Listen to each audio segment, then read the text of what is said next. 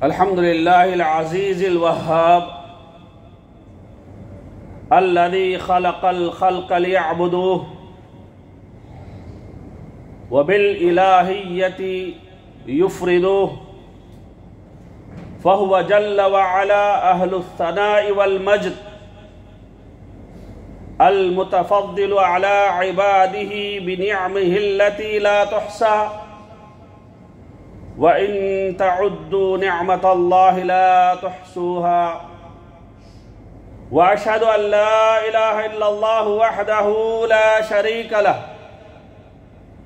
अल करीमुल जव्वाद व अशहदु अन्न मुहम्मदन अब्दुहु व रसूलुहु अरसलहु रब्बुहु बिल हुदा वर रशाद वद्दअवति इला सबीलिल हक्किल मुबीन वस्सिरातिल मुस्तकीम फसलवातु रब्बी व सलामुहु अलैहि व अला आलिहि व सहबिहि अत्तय्यिबीन अत्ताहिरीन अम्मा बाद क़ाल अल्लाहु अज़्ज़ व जल फ़िल क़ुरआनिल मजीद अऊज़ु बिल्लाहि मिनश शैतानिर रजीम बिस्मिल्लाहिर रहमानिर रहीम या अय्युहल्लज़ीना आमनुस्बिरू वसाबिरू वराबितू वत्तक़ुल्लाह लअल्लकुम तुफ्लिहून। ప్రశంసలు పొగడ్తలు సమస్త లోకాలకు ప్రభువైన అల్లాహ్ సుబ్హానహు వ తఆలాకు మాత్రమే అంకితం. అల్లాహ్ కృపానుగ్రహాలు మహనీయ ముహమ్మద్ సల్లల్లాహు అలైహి వ ఆలిహి వసల్లంపై, ఆయనకు పూర్వం గతించిన ప్రవక్తలందరిపై, సజ్జనులపై, సత్యాన్వేషకులపై కలకాలం కురియుగాక. అభిమాన మిత్రులారా, ఓర్పు, నేర్పు, ఓదార్పు. అల్లాహ్ సుబ్హానహు వ తఆలా ఖురాన్లో సెలవిస్తున్న మాట, విశ్వసించిన ప్రజలారా ఓర్పు వహించండి, సహనాన్ని పాటించండి, మిథ్యావాదుల ముందు ధైర్య సాహసాలను ప్రదర్శించండి, ధర్మ సేవ కోసం నడుం బిగించండి, అల్లాహ్ పట్ల భయభక్తులు కలిగి ఉండండి. అప్పుడే మీరు ఇహపరాల్లో కృతార్థులవుతారని ఆశించగలరు. అభిమాన మిత్రులారా, అల్లాహ్ సుబ్హానహు వ తఆలా ఈ పవిత్ర వచనంలో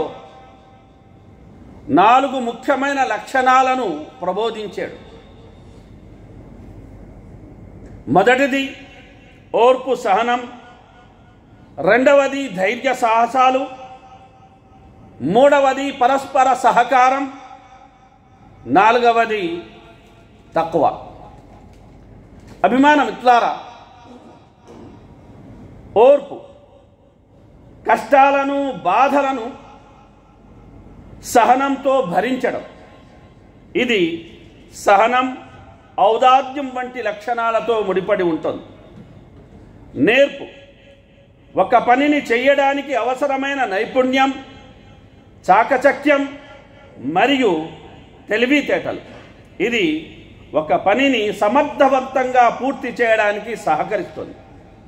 ముక్తసరిగా చెప్పుకోవాలంటే ఓర్పు అంటే కష్టాలను సహనంతో ఎదుర్కోవడం, నేర్పు అంటే ఏదైనా పనిని సమర్థవంతంగా తెలివిగా చేయగల సామర్థ్యం. ఈ రెండు విజయం సాధించడానికి ముఖ్యమైన లక్షణాలు. ఇవి కష్ట సమయాల్లో ధైర్యం మరియు సమయస్ఫూర్తిని అందిస్తాయి. ఈ రెండు లక్షణాలు కలిసి ఉంటే వ్యక్తి కష్టాల నుండి బయటపడి లక్ష్యాలను సాధించగలుగుతాడు. ఓర్పు, నేర్పు, సహనం, సౌశీల్యం కష్టాల్లో ఉన్న వారిని ఓదార్చడం, ఆదుకునే ఔదార్యం, ఏదైనా సాధించే మనోధైర్యం ఇవి నరోత్తముల లక్షణాలు. నేర్పు, ఓర్పు, కూర్పు ఈ మూడు జీవితానికి అన్వయించుకోవాలి. పరిస్థితులు ఎదురు తిరిగినప్పుడు, ఆపదలు చుట్టుముట్టినప్పుడు, దారి తెన్ను కానరానప్పుడు కనువిప్పు కలిగించే గుణపాఠాలు, సూత్రాలు జ్ఞప్తికి చేసుకుంటే ధైర్యం, సాహసం తోడై కార్యాచరణకు ప్రోత్సాహకాలు అనేవి అవుతాయి. అభిమాన మిత్రులారా, అల్లాహ్ సుబ్హానహు వ తఆలా ఖురాన్లో సెలవిస్తున్నమాట, యా అయ్యుహల్లదీన ఆమనుస్బిరు, విశ్వాసులారా ఓర్పు వహించండి, సహనాన్ని పాటించండి. ఇక్కడ సహన స్థైర్యాలను ప్రదర్శించడం అంటే అర్థం మనోవాంఛలను అదుపులో ఉంచుకోవడం, విషయ లోలత్వానికి దూరంగా ఉండటం, అల్లాహ్ ఆజ్ఞ పాలనకై మనసును సమాయత్తం చేయడం అన్నమాట. అయితే మనం ఎన్నో సందర్భాల్లో ప్రతిదాన్ని మన దృష్టికోణం నుంచే చూస్తూ పొరపాటు పడుతూ ఉంటాం. ఒక్క క్షణం కూడా ఎదుటివారి వైపు నుండి ఆలోచించకుండా వెంటనే అసహనానికి గురవుతూ ఉంటాం. అందుకే ప్రతి చిన్నదానికి వెంటనే ప్రతిస్పందించడం అనేది మనం మానుకోవాలి. ఈ రోజుల్లో మనలోని చాలామంది మాట పట్టింపులతోనే మానవ సంబంధాలను క్షణాల్లో తెగతెంపులు చేసుకుంటున్నారు. అభిమాన మిత్రులారా, వయసుకు తగ్గట్టు మనలో మానసిక పరిణతి, ఆత్మ పరిశీలన కొరవడమే దీనికి కారణం. ఇతరుల మనసును గాయపరచకుండా మన మనసులోని మాటను చెప్పగలిగేంతటి సహనం, ఓర్పు మనలో నానాటికి తగ్గిపోతున్నాయి. ఇలా ఇంట్లో కావచ్చు, మనం పనిచేసే చోట కావచ్చు, అహంకారాన్ని కాస్త దూరం పెట్టి సౌమ్యంగా ప్రవర్తించగలిగే పరిణతిని కోసం కనుక మనం ప్రయత్నించినట్లయితే అంతా మేలే జరుగుతుంది. రోజువారీ పయనంలో మనం కుటుంబ సభ్యులుగా, బంధువులుగా, ప్రయాణికులుగా, ఉద్యోగులుగా ఎన్నో పాత్రలనేవి మనం పోషిస్తూ ఉంటాం. అన్నిటిలో కూడా మన ఏకైక శత్రువు మన అహం. దీనిని ఒక్కదానిని మనం నియంత్రించి సహనంతో మైత్రి కుదుర్చుకుంటే ఎక్కడా మన పాత్రకు ఎలాంటి ఢోకా భంగం అనేది వాటిల్లదు. అభిమానం ఇట్లా ప్రతి ఒక్కరూ తాము సమాజంలో ఒక భాగంగానే భావించాలి. వ్యక్తికి అనుకూలంగా వ్యవస్థ ఉండదు, వ్యవస్థకు అనుకూలంగానే వ్యక్తి మసలుకుంటూ రాణించే ప్రయత్నం చెయ్యాలి. ప్రతి సందర్భం నుండి పాఠాలు నేర్చుకుంటూ వ్యక్తిని విజ్ఞానిగా ఎదగమంటోంది ఇస్లాం ధర్మం. ఇన్న ఫీ దాలికా లదిక్రా లిమన్ కాన లహు కల్బున్ ఔ అల్కా సమా వహువ షహీద్ అంటుంది. ధర్మం సహనంతో ఒక సంఘటన మనం పరిశీలించగలిగినప్పుడే దాని నుంచి మంచిని మనం నేర్చుకోగలం. ఏకాంతంగా మనతో మనం గడుపుతున్నప్పుడు అంతా బాగానే ఉంటుంది. కానీ నలుగురితో కలిసి నడవాల్సి వచ్చినప్పుడు అది సహనానికి పెద్ద పరీక్ష. ఆ సమయంలోనే మనం మనసుని నియంత్రణలో పెట్టుకోవాలి. నలుగురితో సానుకూలంగా మనం మసలుకోగలగాలి. నిరంతరం పరిస్థితులు, పరిసరాలు మనకు అనుకూలంగా ఉండవు. చాలా సందర్భాల్లో మన ఇష్టాయిష్టాలకు అతీతంగా, విరుద్ధంగా పరిస్థితులు అనేవి మనల్ని చుట్టుముడుతూ ఉంటాయి. కానీ అప్పుడే మనం సహనం, సంయమనంతో నడుచుకోవాలి.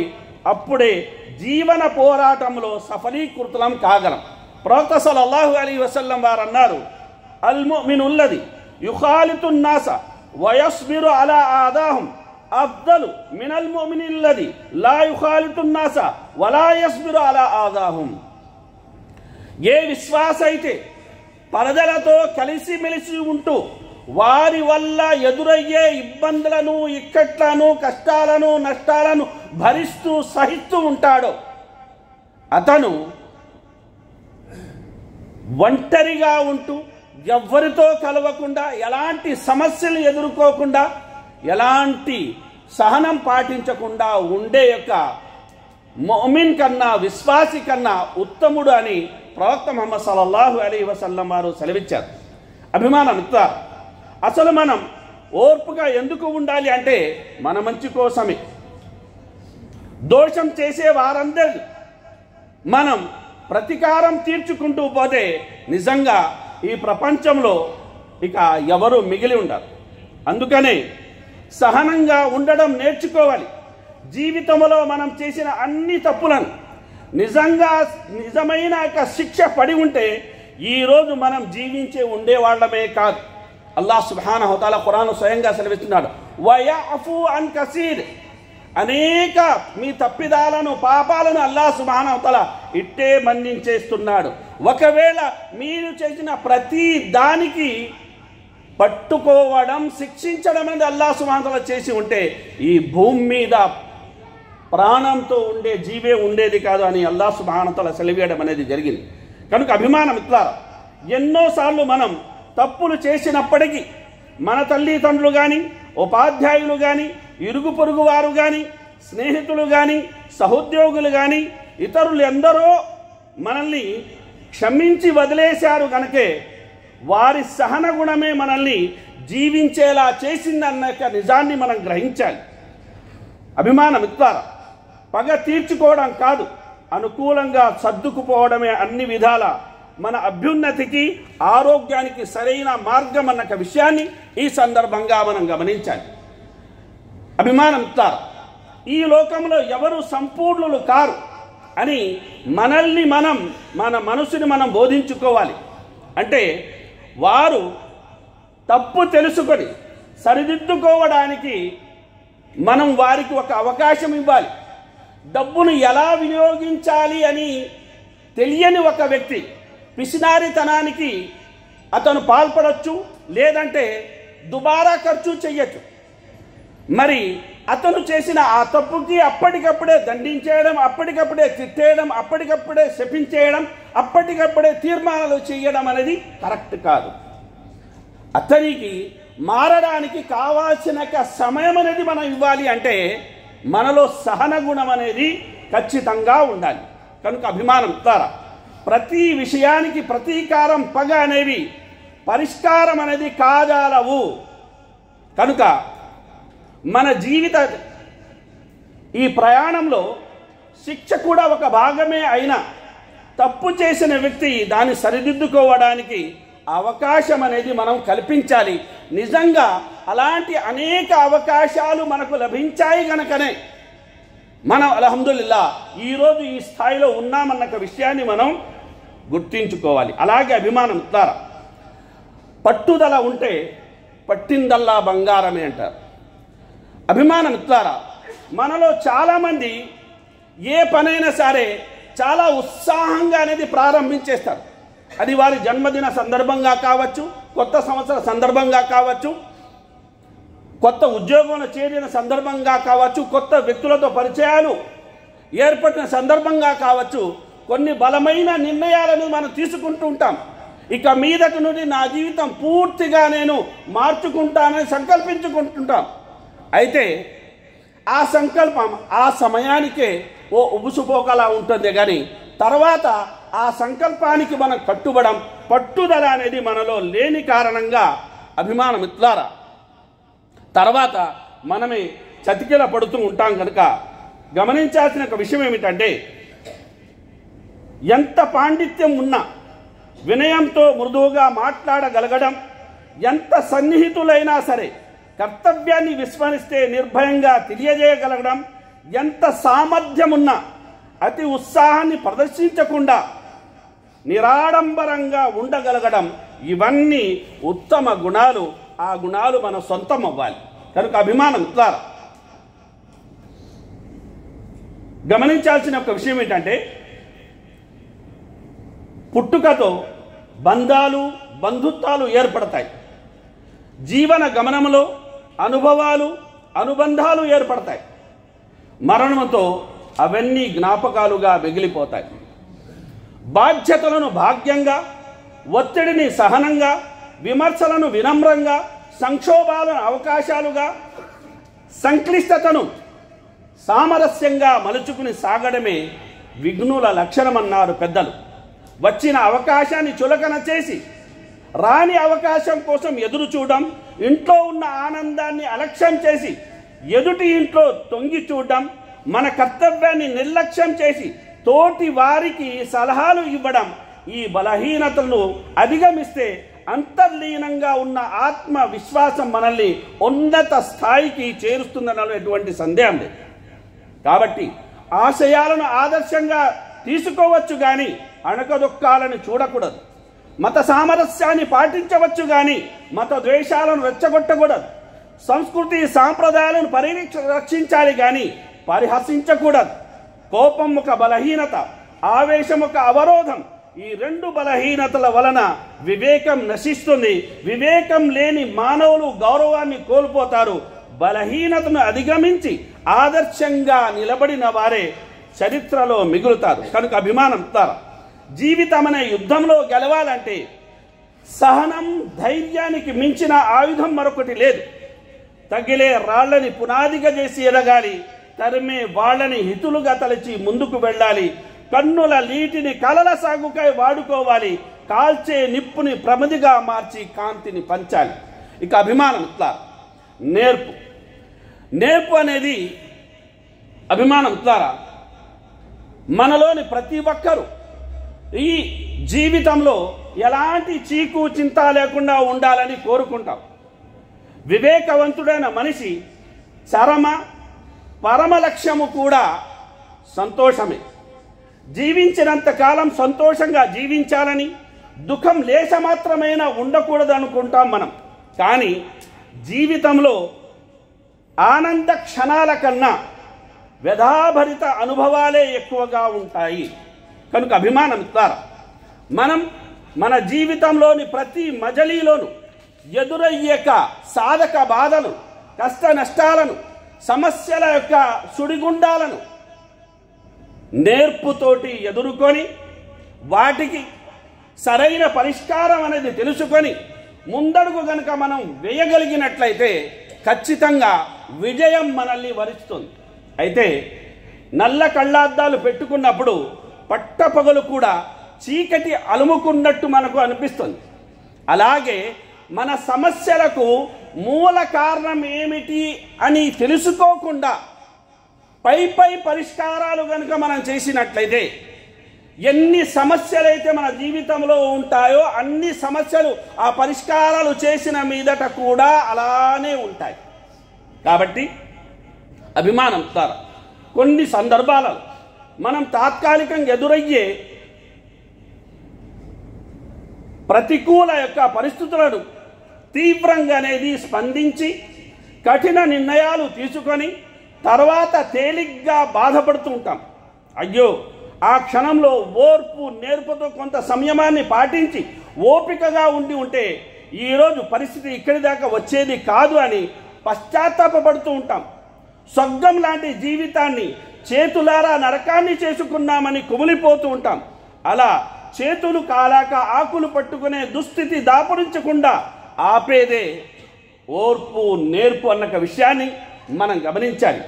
మృదువుగా మర్యాదగా మాట్లాడటం వల్ల మన వ్యక్తిత్వం కోల్పోతామనే భావం నేటి యొక్క తరంలో అధికమవుతుంది. అలాంటి అపోహను వదిలి గౌరవ మర్యాదలను ఇచ్చిపుచ్చుకోవడం అనే మన ఇస్లామీయ సాంప్రదాయాన్ని మనం అనేది మళ్ళీ ప్రాణం పోయాల్సిన సమయం అనేది ఆసన్నమైంది. ఇక అభిమానం ఇట్లా ఓదార్పు విషయానికి వచ్చినట్లయితే ఓదార్పు అంటే శారీరక లేక మానసిక బాధ నుండి ఉపశమనం కలిగించే సహానుభూతి. ఒక వ్యక్తి ఒక కష్టంలో ఉన్నాడు, ఒక నష్టములో ఉన్నాడు అంటే ఆ సమయంలో ఆ వ్యక్తి దగ్గరికి వెళ్ళి మనం అతడికి కాసింత ధైర్యం చెప్పడం, ఓదార్చడం, దీన్ని ఓదార్పు అంటారు. అభిమానం ఇస్తారు.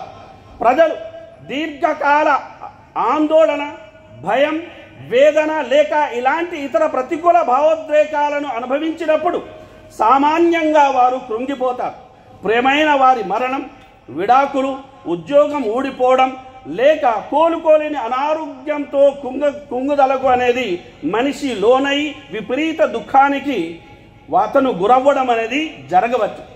తాము చేసింది విఫలమై అందరినీ నిరుత్సాహపరిచామన్న భావనతో మేమెందుకు పనికిరామన్న భావనను పెంచుకోవడం వల్ల కూడా ప్రజలు కృంగిపోతూ ఉంటారు. ఒత్తిళ్లను బట్టి ఎవరైనా పూర్తిగా నీరుగారిపోవచ్చు. అలాంటి సమయంలో వారు మన నుండి కోరుకునేది కాసింత ఓదార్పు, మేమున్నాము మీకేం కాదు అన్న కూసింత ధైర్యం అన్న ఒక విషయాన్ని మనం ఈ సందర్భంగా గమనించాలి. ఇక అభిమానం ఇస్తారు, ఏదో చేద్దామనుకొని వచ్చి ఇంకేదో చేస్తూ ఎలా బయటపడాలో తెలియక దైన్య పరిస్థితిలో కొట్టుమిట్టాడే జీవితాలు మన గల్ఫ్ బతుకులు. సక్రమమైన విధానంలో సరైన ఉద్యోగంలో చేరితే అంతా మేలే జరుగుతుంది. ఏజెంట్ల మోసాల వలలో పడితే కష్టాలు చుట్టుముడతాయి. గల్ఫ్ దేశాలకు వెళ్ళాలనుకునే వారి అమాయకత్వాన్ని, బలహీనతను ఆసరాగా చేసుకొని ఏజెంట్లు లక్షల రూపాయలు వసూలు చేసి మోసం చేస్తున్నారు. కంపెనీలో ఉద్యోగాల పేరిట వీసాలు సృష్టించి గల్ఫ్ పంపించి తర్వాత అక్కడ పనులు లేక చాలామంది ఎడారుల్లో గొర్రెలు ఒంటెల కాపుర్లుగా ఒంటరిగా మగ్గిపోతున్నారు. ఉండటానికి నీడ లేక ఎడారుల్లో వేసే గుడారాల్లో ఏళ్ల తరబడి జీవనం సాగిస్తూ బాహ్య ప్రపంచంతో సంబంధాలని తెగిపోయి చీకటి బతుకులు వెల్లడిస్తున్నారు. తినడానికి తిండి లేక చివరికి కళ్ళతో చూసిన విషయం చెప్తాను, చివరికి కుక్కలకు పెట్టే ఆహారం, గొర్రెలకు పెట్టే ఆహారాన్ని తింటూ పొట్ట గడుపుకునే వారు ఎందరో మన సోదరులు ఉన్నారు. అభిమానం ఇస్తారు. నిజంగా వీరందరూ మన నుండి కోరుకునేది ఏమిటి? కాసింత ధైర్యం, కూసింత ఓదార్పు, సహాయం చేస్తామన్న నమ్మకం, మేము నీకు ఉన్నాము అన్న యొక్క ఈ మనోధైర్యం కనుక మనం వారికి ఇవ్వగలిగినట్లయితే, వీలైన సహాయం కనుక మనం వారికి చేయగలిగినట్లయితే దానికి మించిన మానవత్వం ఈ గల్ఫ్ దేశాల్లో మరొకటి ఉండదు. అభిమానం ఇస్తారు. మనం చుట్టూ పక్కలేక పచ్చటి పొలాలను, నదులను, నీళ్లను, చక్కటి ఇల్లును, చల్లని సంసారాన్ని అన్నిటినీ వదిలేసి ఇక్కడ ఎందుకు వచ్చాము అంటే బాగుపడ్డామని, కాసింత సంపాదించుకుందామని. అయితే మన ఆశలు, మన కలలు కళ్ళలవుతున్నాయి. చాలామంది ఇక్కడ వచ్చిన తర్వాత ఇబ్బందుల పాలవుతున్నారు. చివరికి ఇళ్లలో పనిచేసే వారి పరిస్థితి కూడా ఏమంతా బాగోలేదు. చాలామంది యజమానులు మంచిగానే వ్యవహరించినప్పటికీ కొంతమంది మహా దారుణంగా వ్యవహరిస్తున్నారు. వారి జీవితాలు బుగ్గిపాలవుతున్నాయి. కనుక అభిమానం ఇస్తారా? అలాంటి కృంగుబాటుకి గురైన ఆ యొక్క బాధాతప్త హృదయాలను మనం ఓదార్చాల్సిన బాధ్యత మన మీద ఉంది. అల్లాహ్ సుబ్హానహు తఆలా అలాంటి కష్ట సమయంలో, నష్ట సమయంలో స్వయంగా అల్లాహ్ సుబ్హానహు తఆలా ఓదార్చిన సందర్భాలు ఉన్నాయి. స్వయంగా ప్రవక్త సల్లల్లాహు అలైహి వసల్లం వారికి ఒక కష్ట సమయం వచ్చినప్పుడు అబూబకర్ రదియల్లాహు అన్హు గారిని ఓదార్చారు ప్రవక్త ముహమ్మద్ సల్లల్లాహు అలైహి వసల్లం. లా తహజన్ ఇన్నల్లాహ మఅనా, ఖేదపడకు, బాధపడకు, విచారపడకు, అల్లాహ్ మనకు తోడుగా ఉన్నాడు. కనుక అభిమానం ఇలా ఎవరైతే విచార సంద్రములో మునిగి ఉంటారో వారికి కూసింత ధైర్యం, కాసింత ఓదార్పు మనం తెలియజేయాల్సిన బాధ్యత, కనీస బాధ్యత మనదన్న విషయాన్ని మనం గమనించాలి. దీని ద్వారా అల్లాహ్ సుబ్హానహు తఆలా రాజీ అవుతాడు. దీని ద్వారా మన పాపాలు మన్నించబడతాయి. దీని ద్వారా అల్లాహ్ మరి ఆయన ప్రవక్త సంతుష్టులవుతారు. మనం ఓదార్పు అనేది ప్రజలకు మనం ఇవ్వడం ద్వారా మన సంబంధాలు బలపడతాయి, మనస్పర్ధలు అనేవి దూరం అవుతాయి, పరస్పర ప్రేమ అనేది పెరుగుతుంది, సమాజంలో సౌహార్ద్రత వాతావరణం ఏర్పడుతుంది. అలాగే ఇది స్వర్గానికి తీసుకెళ్లే మార్గం కూడా అనే విషయాన్ని మనం గమనించాలి. అలాగే ఈ ప్రపంచం ఓదార్పు వల్ల మరింత మంచిదవుతుంది. ఓదార్పు అనేది సమాధిని కూడా ప్రకాశమానం చేస్తుంది. ఓదార్పు పరలోకంలో కూడా విజయ బాటలు వేస్తుంది. ఓదార్పు చేసే వారిని ప్రజలందరూ ప్రేమిస్తారు. అన్నిటికన్నా ముఖ్యంగా ఓదార్పు చేసే వ్యక్తి పట్ల అల్లాహ్ మరియు ఆయన ప్రవక్త అనేది సంతుష్టులై స్వర్గ వనాల్లో వారిని ప్రవేశింపజేస్తాడు. కనుక అభిమానం ఇస్తారా? ఓదార్పు పలుకులు, మీకు మేము ఉన్నానక ఈ ధైర్యం అనేది చాలా భావగర్భితమైనది, చాలా అవసరమైనది. కనుక అభిమానం ద్వారా మనం అల్లాహతో వేడుకోవాల్సిన విషయం ఏమిటంటే, నీ ఆదేశాలకు శిరస వహించడానికి కావాల్సిన సహనాన్ని, నీ నిషేధితాలకు దూరంగా ఉండడానికి అవసరమైన ధైర్యాన్ని నాకు ప్రసాదించు ప్రభువా అని, నా ధర్మ సేవను ఫలవంతం చేసుకొని శక్తిని నాకు ప్రసాదించు స్వామి అని, నిరుపేదలను నిర్లక్షించి అహంభావపూరితమైన బలవంతులకు మోకరిల్లకుండే బలాన్ని ఇవ్వు స్వామి అని వేడుకోవాలి. దైనందిన ఒడిదుడుకుల నుండి నా మనస్సును ఉద్ధరించుకునే శక్తిని నాకు ప్రసాదించమని వేడుకోవాలి. ఆ శక్తితో నేను సాధించింది, లాభించింది మళ్ళీ నీకు అర్పించేలా, మరలా నాకిచ్చిన శక్తినంతా నీ ఇచ్చకు అర్పించగలక ధీరత్వాన్ని నాకు ప్రసాదించు స్వామి అని మనం దీనాతి దీనంగా వేడుకోవాలి. అదేవిధంగా ప్రతి విషయంలోనూ ఓర్పు నేర్పు కలిగి ఉండి ప్రజల్ని ఓదార్చే మంచి మనసు ప్రసాదించమని అల్లాహ్ సుబ్హానహు తాలాను మన దీనాతి దీనంగా వేడుకోవాల్సిన అవసరం, ఆవశ్యకత ఎంతైనా ఉంది. అల్లాహ్ సుబ్హానహు తాలా అన్న విన్న విషయాల్లో మంచిని గ్రహించి వాటికి అనుగుణంగా నడుచుకునే సద్బుద్ధి సద్భాగ్యాన్ని మనందరికీ ప్రసాదించుగాక. ఆమీన్. బారకల్లాహు లనా వ లకుం ఫిల్ ఖురానిల్ హకీమ్ వ నఫఅని వ ఇయ్యాకుం బిల్ ఆయాతి వ దిక్రిల్ హకీమ్ ఇన్నహు తఆలా గఫూరుర్ రహీమ్.